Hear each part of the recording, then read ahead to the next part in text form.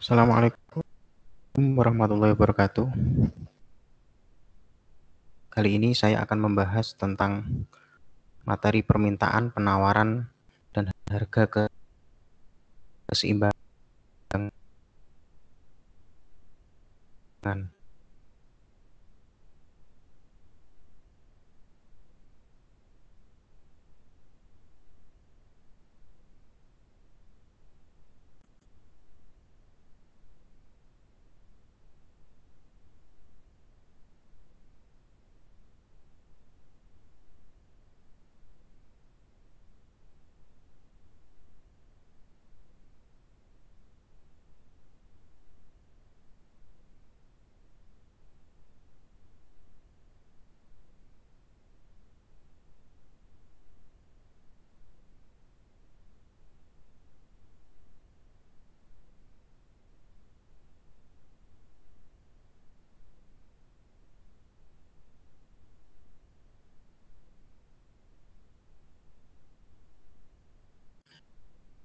Apabila harga suatu barang turun, maka permintaan terhadap barang tersebut semakin bertambah. Sebaliknya, apabila harga suatu barang naik, maka permintaan terhadap barang tersebut berkurang.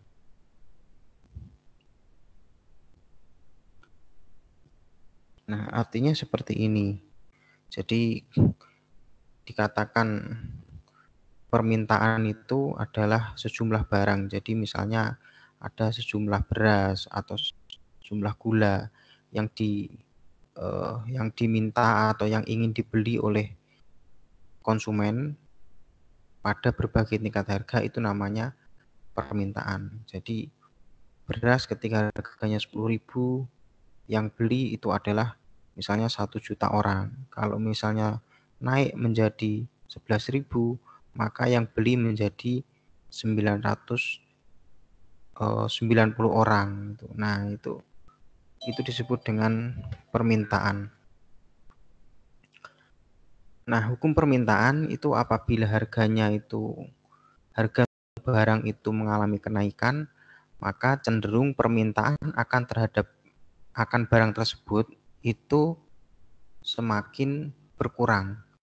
Jadi sifatnya itu berbanding terbalik atau bersifat negatif. Jadi contohnya itu misalnya harga mobil itu mengalami kenaikan, maka kita cenderung mengurangi permintaan untuk membeli mobil. Jadi kalau harga mobil naik, kita lebih baik naik sepeda motor atau naik angkutan umum, sehingga kita mengurungkan niat kita untuk membeli mobil. Sebaliknya, apabila harga suatu barang itu mengalami penurunan, maka permintaan terhadap barang tersebut itu semakin bertambah. Jadi, misalnya harga mobil mengalami penurunan, otomatis kita lebih punya kesempatan untuk membeli mobil. Nah, kalau kita punya uang, pasti kita pengen untuk membeli mobil, sehingga permintaan akan mobil itu bertambah.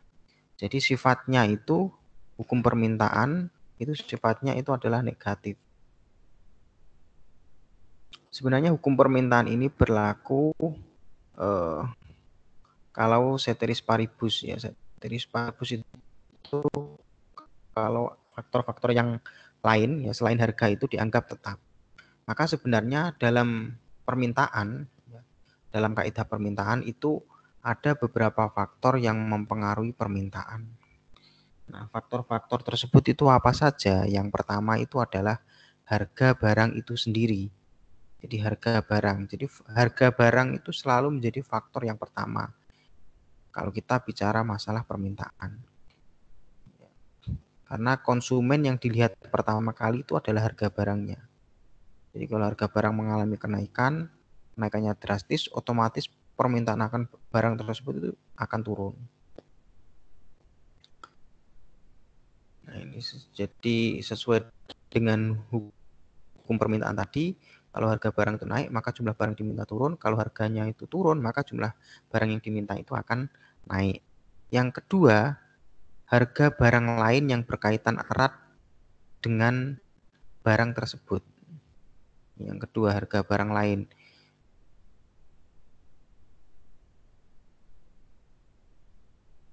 Yang ketiga, ketersediaan barang substitusi dan komplementer. Jadi begini ya, harga barang lain itu yang dimaksud dengan harga barang lain itu adalah harga barang substitusi dan komplementer.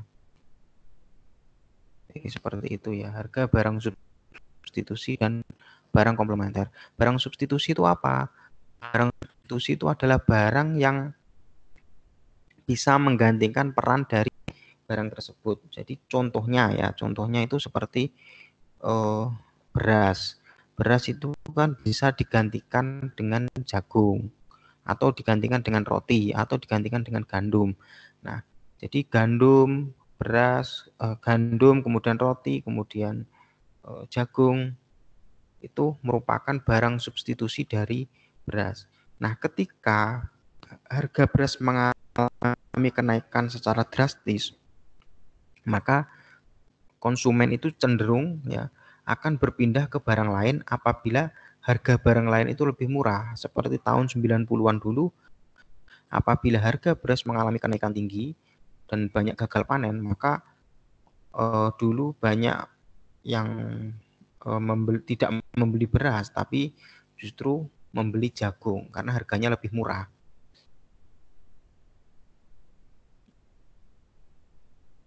Kemudian ketersediaan barang substitusi dan komplementer ini. Jadi ini sangat berpengaruh ya. Apabila harga beras mengalami kenaikan sangat tinggi, sedangkan barang substitusinya itu tidak ada, maka orang cenderung.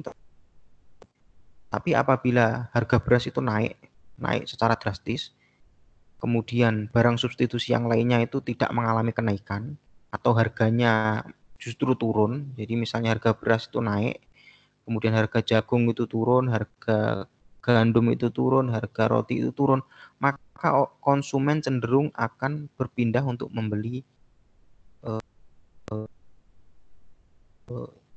jagung atau roti.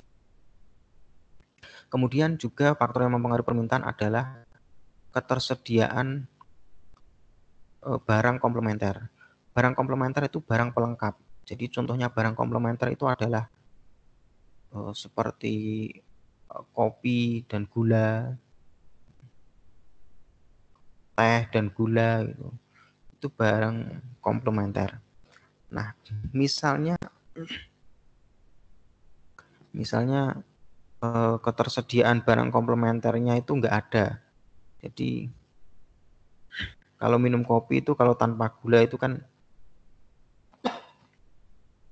akan terasa pahit sehingga tidak enak untuk diminum. Maka apabila ada kopi tersedia tapi gulanya tidak tersedia, otomatis orang cenderung tidak mau membeli kopi karena komplementernya kopi yaitu gula itu tidak ada. Kemudian yang keempat adalah pendapatan rumah tangga dan pendapatan rata-rata masyarakat. Jadi pendapatan itu sangat mempengaruhi terhadap permintaan suatu barang. Jadi misalnya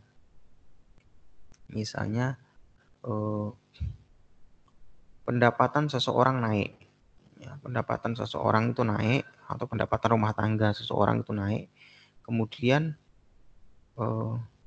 harga beras mengalami kenaikan, maka cenderung orang tidak akan mengurangi pembelian berasnya itu karena pendapatannya juga mengalami kenaikan. Yang kelima, corak distribusi pendapatan dalam masyarakat. Kemudian yang keenam ada cita rasa konsumen. Kalau cita rasa konsumen ini otomatis sudah menjadi kesukaan ya atau favoritnya konsumen. Maka apabila barang tersebut mahal tapi ternyata konsumen sangat suka, ya maka tetap membeli. Jadi contoh gampangnya itu adalah beras. Karena kita tahu sendiri masyarakat Indonesia itu kebiasaannya adalah makan beras, sehingga kalau makan gandum dan lain sebagainya itu tidak terbiasa. Karena cita rasanya beras, maka ketika harga beras naik tidak akan mempengaruhi untuk membeli beras. Kemudian yang ketujuh adalah jumlah penduduk. Ya, jumlah penduduk berpengaruh. Jadi kalau penduduknya banyak, otomatis yang beli banyak. Kalau yang beli banyak, otomatis harga juga akan mengalami penurunan. Kalau jumlah penduduknya sedikit, otomatis harganya juga cenderung tinggi. Dan kalau penduduknya banyak, otomatis permintaannya juga banyak. Kalau penduduknya sedikit, otomatis permintaannya juga sedikit. Kemudian yang kedelapan adalah prediksi masyarakat tentang kondisi di masa yang akan datang. Jadi misalnya bulan depan itu adalah hari raya Idul Fitri itu. Karena hari raya Idul Fitri otomatis biasanya orang cenderung beli makanan yang banyak, sehingga karena atau biasanya kalau Idul Fitri itu kan memperoleh karyawan dan sebagainya, itu kan banyak memperoleh tunjangan hari raya atau bonus ya, sehingga banyak memiliki uang. Nah, di situ berarti prediksinya bahwa permintaan akan berbagai barang juga akan tinggi karena banyak masyarakat yang memiliki uang. Kemudian yang kesembilan adalah kegunaan suatu barang atau manfaat dari suatu barang. Semakin bermanfaat barang tersebut, maka permintaan juga akan mengalami kenaikan. Semakin tidak bermanfaat, maka permintaannya juga tidak terlalu tinggi. Kemudian selanjutnya fungsi permintaan. Nah, fungsi permintaan itu digambarkan seperti ini. Ya. P sama dengan A min BQ atau Q sama dengan A min BP. Jadi A ini merupakan konstanta ya. A ini sifatnya, ya, nilai A itu harus positif. Jadi yang namanya fungsi permintaan, jadi huruf A ini itu harus positif. Sedangkan nilai dari B ini, baik yang P sama dengan atau Q sama dengan, nilai B-nya itu harus negatif.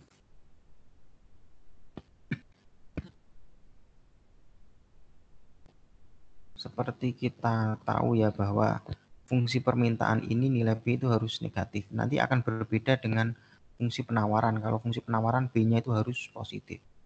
Jadi kenapa sih ini kok B-nya negatif ini? Karena ini terkait dengan hukum permintaan yang sifatnya juga negatif. Maka di sini fungsinya itu juga berbentuk negatif seperti ini. Kemudian rumus menentukan persamaan fungsi permintaan adalah P dikurangi P1 dibagi P2 min P1 sama dengan Q min Q1 dibagi Q2 min Q1. Jadi misalnya pada saat harga suatu barang, ya, pada saat harga baju itu 100.000, maka permintaannya misalnya 10.000. Pada saat harga baju naik menjadi 150.000, maka permintaannya turun menjadi 5.000. Maka yang P yang pertama itu tadi yang 100.000, P yang kedua itu adalah 150.000. Kita tinggal memasukkan angka-angka tersebut pada rumus ini.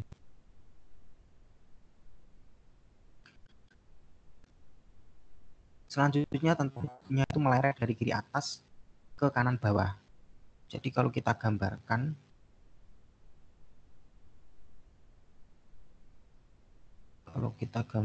itu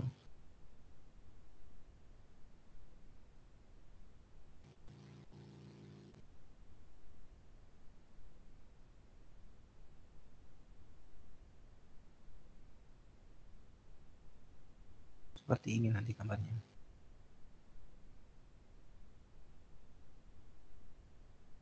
Jadi melereng ya dari kiri atas. Jadi yang sebelah sini itu sebelah kiri. Melereng dari kiri atas ke kanan bawah. Jadi sini itu sebelah kiri, yang sini itu sebelah kanan. Dari kiri atas ke kanan bawah. Jadi semua kurva permintaan bentuknya itu seperti ini. Terdapat 3 jenis barang di mana kurva permintaan yang menurun tidak berlaku. Yang pertama itu adalah barang given. Jadi ada kalanya kurva permintaan itu tidak berlaku dengan bentuk seperti itu, barang-barang berupa yang given. Apa sih barang given itu? Barang given yaitu barang yang bermutu rendah. Bermutu rendah, kualitasnya rendah, yang efek pendapatannya lebih besar daripada efek substitusinya.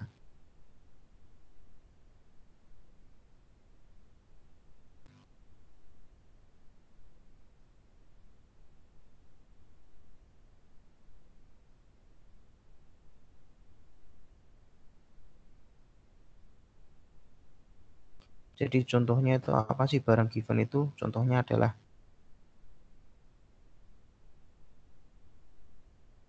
seperti yang kita bahas kemarin ini kayaknya sudah ini ya tentang barang given itu apa. Jadi ada barang given, ada barang inferior. Kalau barang given itu contohnya seperti gaplek gitu ya. Jadi kalau pendapatannya naik, orang itu untuk membeli barang tersebut itu akan berkurang. Jadi orang kalau pendapatannya tinggi atau naik, mereka tidak mau membeli gaplek. Tapi kalau pendapatannya turun, mereka mau membeli gaplek. Kemudian kalau barang inferior itu kan contohnya seperti baju bekas. Jadi kalau harganya tinggi justru orang mau membeli gitu kan, karena dikiranya kualitasnya masih bagus. Jadi ini salah satunya ya permintaan berbentuk melereng dari kiri atas ke kanan bawah. Salah satu tidak berlaku di sini adalah barang given. Yang kedua adalah barang spekulasi, yaitu bila konsumen berharap bahwa harga barang di masa mendatang akan mengalami kenaikan, maka kenaikan harga sekarang justru diikuti dengan kenaikan permintaan. Jadi seperti yang saya sampaikan tadi, contohnya adalah harga pakaian ketika menjelang Hari Raya Idul Fitri. Karena menjelang Hari Raya Idul Fitri itu kan biasanya orang banyak yang membeli pakaian. Maka ketika harga pakaian tersebut mengalami kenaikan, justru orang tidak menyurutkan niatnya untuk membeli baju. Jadi biasanya bulan Ramadan itu bulan puasa itu mengalami kenaikan. Mereka tetap akan membeli barang tersebut. Kemudian yang ketiga,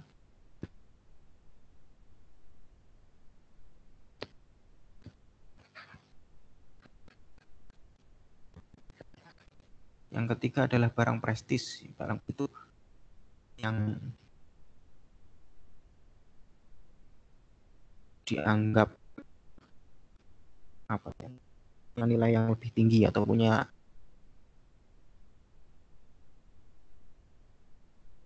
jadi kesan praktis. Contohnya itu adalah permata bekas orang terkenal. Jadi permata bekas orang terkenal itu kan punya nilai yang tinggi. Sedangkan jenis permintaan konsumen terhadap barang dan jasa dikelompokkan menjadi 3 jenis. Ini beberapa jenis permintaan. Ada permintaan efektif, yaitu permintaan terhadap yang dilakukan itu namanya permintaan efektif. Contohnya ya seperti barang kebutuhan pokoknya masyarakat punya kemampuan untuk membeli. Ada permintaan absolut, itu adalah permintaan yang tidak didukung oleh daya beli, tetapi lebih merupakan angan-angan.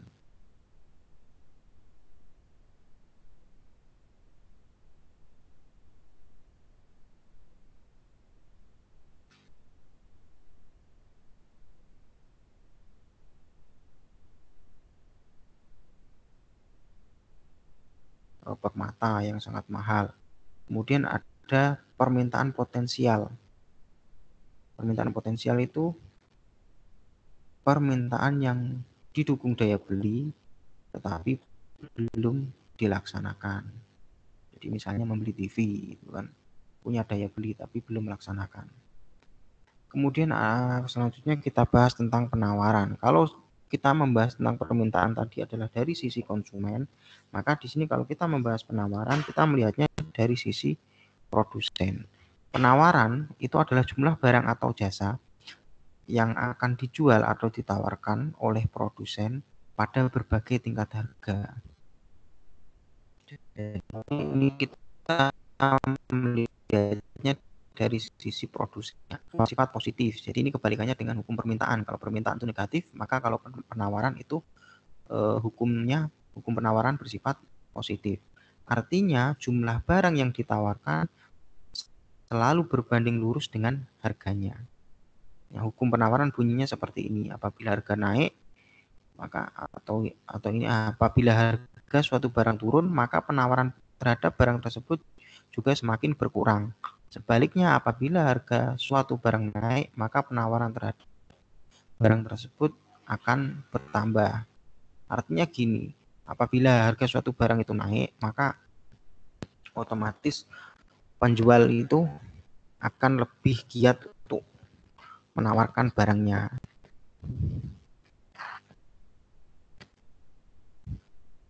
Kemudian selanjutnya faktor yang mempengaruhi penawaran. Yang pertama itu adalah harga barang itu sendiri. Yang kedua, harga faktor produksi. Nah, faktor yang mempengaruhi penawaran di sini itu lebih banyak dilihat dari faktor-faktor dari produsennya. Di faktor yang mempengaruhi permintaan itu lebih banyak dilihat dari sisi konsumennya. Tapi kalau ini enggak, lebih banyak dilihat dari sisi produsennya. Itu yang pertama harga barang itu sendiri, yang kedua harga faktor produksi. Harga faktor produksi itu seperti bahan-bahan baku dan sebagainya itu. Kemudian harga barang lain, kemudian ada biaya produksi, bahan baku, tenaga kerja dan sebagainya. Banyaknya produsen yang menawarkan barang, laba yang diinginkan, kebijakan pajak dan subsidi, kemajuan tingkat teknologi yang digunakan. Untuk harga barang itu sudah pasti menjadi faktor pertama, karena apabila barang itu mengalami kenaikan, otomatis produsen akan semakin giat untuk menawarkan barangnya. Sebaliknya, apabila barang itu harganya turun, maka penawarannya pun akan barang tersebut juga semakin turun. Yang kedua, harga faktor produksi. Jadi harga faktor produksi misalnya seperti mesin, kemudian faktor produksi mesin, bahan baku itu kan. Apabila mesin, bahan baku itu harganya naik, otomatis akan mengakibatkan harga barang naik. Kalau harga barang naik, maka penawarannya juga ikut naik. Kemudian ada biaya produksi, jadi ini sama tadi ya. Kemudian banyaknya produsen yang menawarkan barang, jadi semakin banyak produsen, maka efeknya itu adalah persaingan harga semakin ketat. Jadi produksi semakin banyak, maka banyak orang bersaing akan harga, sehingga memperluas mungkin laba yang diinginkan. Semakin banyak laba yang diinginkan oleh produsen, maka harga barang tersebut akan semakin tinggi.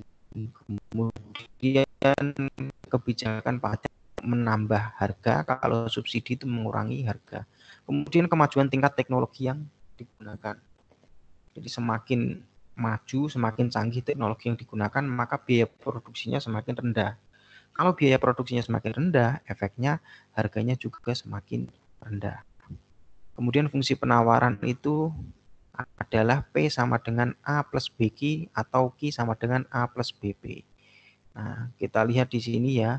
Kalau tadi permintaan, di sini A-nya itu adalah negatif. Kalau penawaran, kalau permintaan tadi A-nya itu positif, B-nya negatif ya. Kalau permintaan itu B-nya negatif. Tapi kalau di sini, kalau penawaran, B-nya di sini itu adalah positif. Jadi ini syaratnya nilai A boleh positif atau negatif dan nilai B harus positif. Rumus menentukan persamaan, rumus menentukan penawaran itu adalah P dikurangi P1 dibagi P2 min P1 sama dengan Q min Q1 dibagi dengan Q2 dikurangi Q1. Jadi rumus ini itu sama ya, cara mencari fungsi penawaran ini sama dengan cara mencari fungsi permintaan. seperti yang telah dijelaskan tadi. Selanjutnya adalah keseimbangan pasar. Keseimbangan pasar atau price equilibrium. Keseimbangan pasar adalah harga yang terjadi apabila jumlah barang yang diminta sama dengan jumlah barang yang ditawarkan. Ada kesepakatan antara harga yang diminta oleh pembeli dan harga yang ditawarkan oleh penjual untuk suatu barang yang sedang ditransaksikan. Nah, titik temu kedua harga ini dinamakan harga keseimbangan.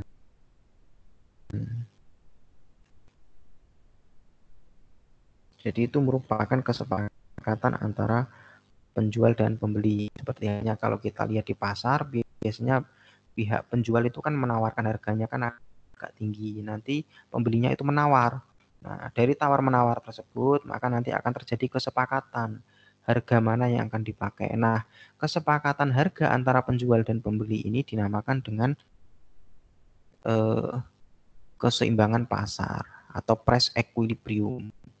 Nah, rumus keseimbangan pasar itu adalah fungsi ya dari P demand sama dengan P supply atau Q demand sama dengan Q supply. Keterangannya P demand itu adalah P untuk fungsi permintaan, kemudian QD itu adalah Q untuk fungsi permintaan. Kemudian PS adalah P untuk fungsi penawaran, kemudian QS itu adalah Q untuk fungsi penawaran. Demikian presentasinya.